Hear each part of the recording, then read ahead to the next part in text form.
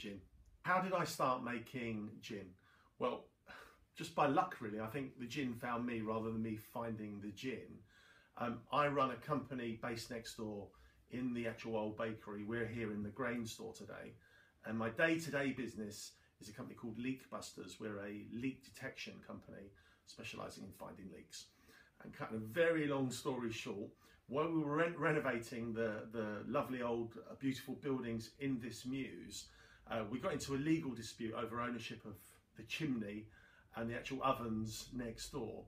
And while we were investigating the history of the place to find out who actually owned this chimney and oven and how it all gone wrong and all the rest of it, we discovered some fantastic facts about the little mews, which included the actual bakers. When it was a bakery over 100 years ago, they actually made and sold illegal gin here. Now, we don't know if they made the gin here in the grain store or next door in the actual bakery or the old bakery. Common sense says that they probably made it here in the grain store because it would have been dark and it would be cool. Next door, when the two ovens would have been going, it would have been really, really hot. You know, an inappropriate place to make and sell gin.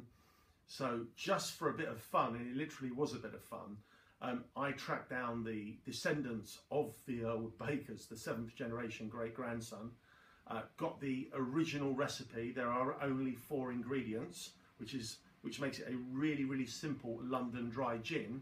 And here we are today making gin. So the gin found me, I didn't find the gin. I've been very, very lucky. So we've got stills, we've got our ingredients suppliers, we're buying the spirit in.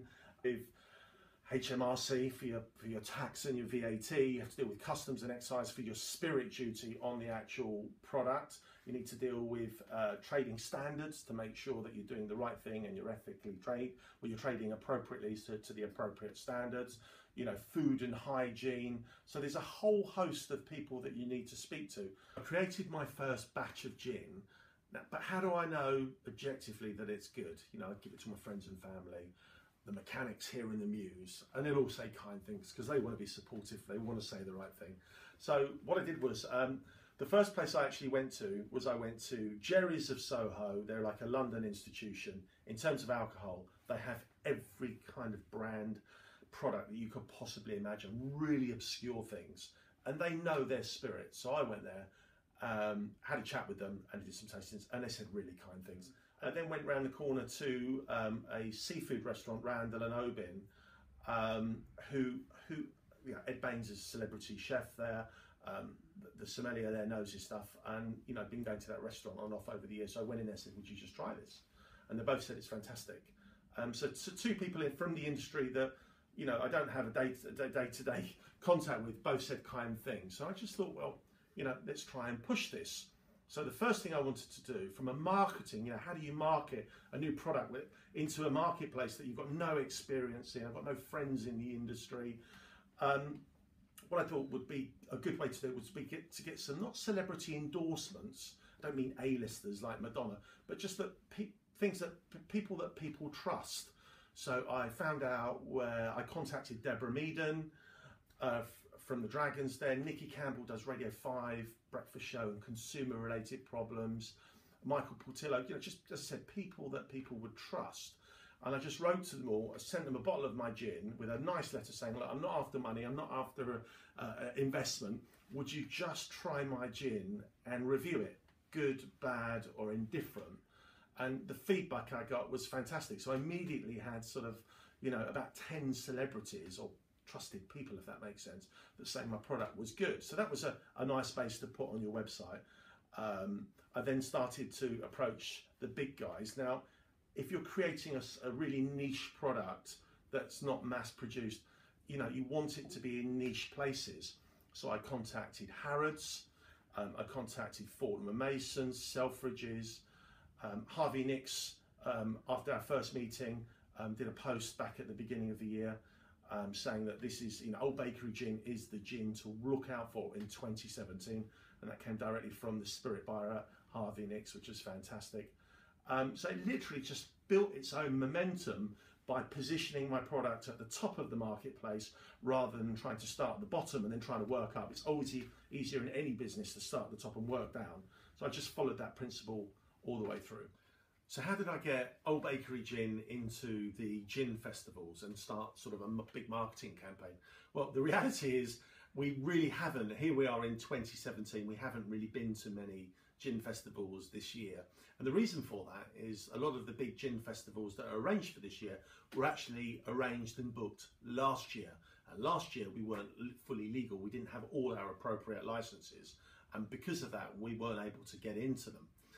So on this year, the few that we've been able to get into were all last minute events where people had dropped out and we were on a waiting list and we managed to get in.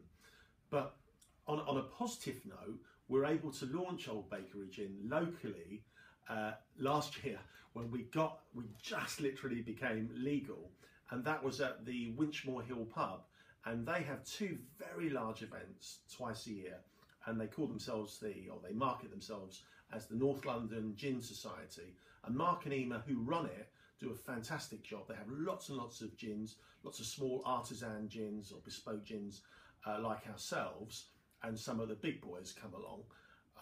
And it's a fantastic opportunity, one, for us to get our product out, two, to meet other people in the industry and talk, which is always a great source of information.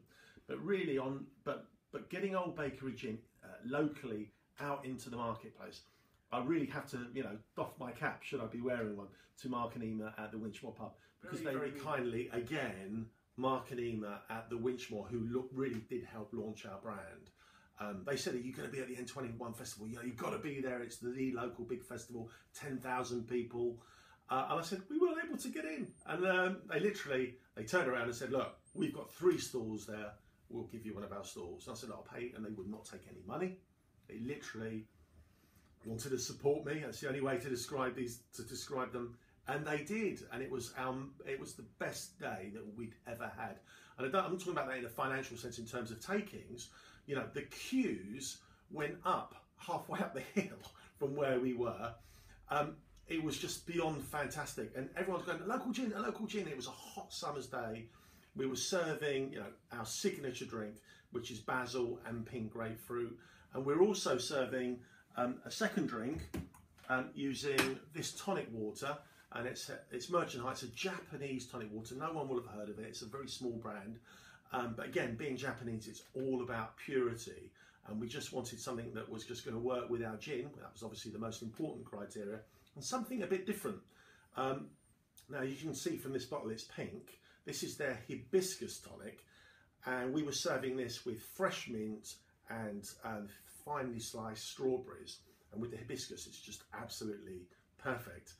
And there's a real old tale with this tonic, because it's naturally coloured with hibiscus and not artificially coloured.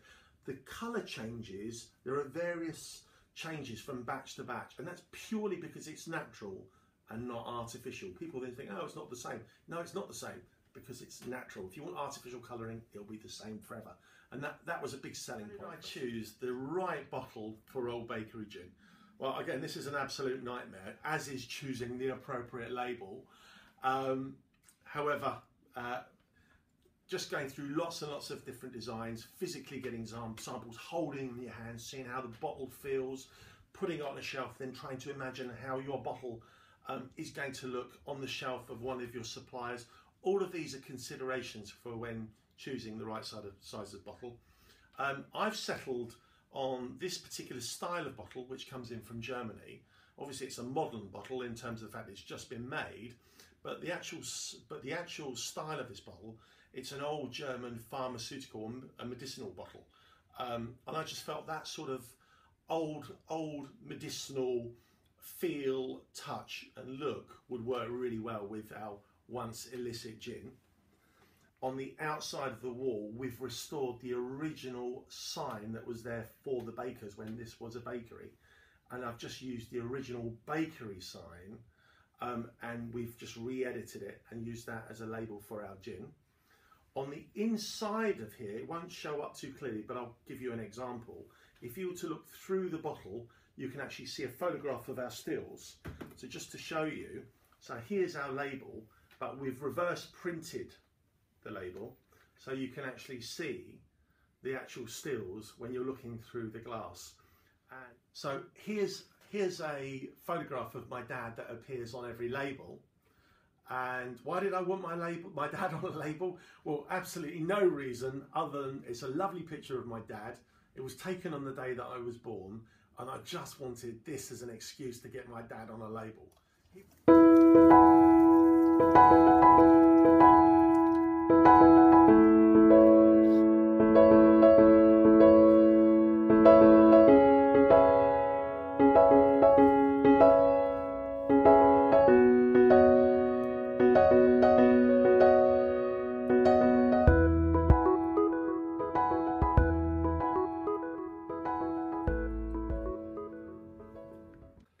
So what are my plans for Old Bakery Gin, and where are we going to take it? Well, the answer to that is I simply don't know. I mean, if this was a crystal ball, I'd be rubbing it literally every day. Here we are in October 2017. You know, we've been trading for just under a year. You know, we are in Harrods and Fortnum and Masons. We've been Gin of the Month in Fortnum and Masons, and some of the other bigger shops as well. We've members of the royal family have our gin. We've been in talks with Lancaster House about supplying number 10, and also the Foreign Office, which means you then get the embassies around the world. So, you know, we're getting it into the right places. People are talking about export. Well, we are really still a baby distiller to all intents and purposes. So without sort of sounding too grandiose, I think the most important thing for us at the moment is just to really focus on keeping this the consistency of product, because the minute it changes and we get it wrong, everything goes wrong. So that's the number one goal, is just to keep creating consistency, and really just try and really dominate the local market.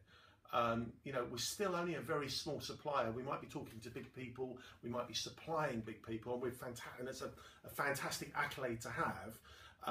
But we just want to try and grow organically and sort of get some more dominance here in the UK with our product before we take it abroad. We have had interest from Spain asking for us to export. But really, let's keep it simple. It was made illegally here. Let's try and dominate the market, but legally this time.